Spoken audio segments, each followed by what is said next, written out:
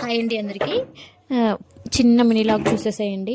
ఈరోజు curry afternoon లంచ్కి అయితే పాలకూర పప్పు చేశాను అనమాట. టిఫిన్ అయితే ఏం చేయలేదు, ఇంకా జస్ట్ అలా మార్నింగ్ స్కిప్ చేసిరనమాట.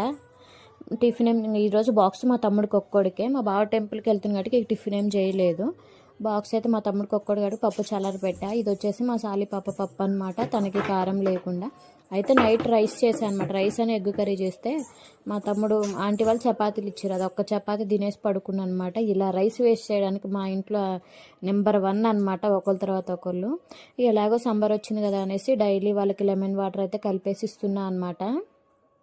నెక్స్ట్ వచ్చేసి ఇంకేంటి, వంట అయితే అయిపోయింది, దాంట్లో పెట్టాలి. వంట కంప్లీట్ అయిపోయింది పొద్దున్నే, ఆల్మోస్ట్ నాకు పొద్దున్నే కంప్లీట్ అయిపోయింది. బాక్సులు కట్టాలి కాబట్టి బట్టలు కూడా ఉతికేసాను. నా ముగ్గు ఆల్రెడీ చెడిపోయింది అంతే. మరి ఈ వీడియో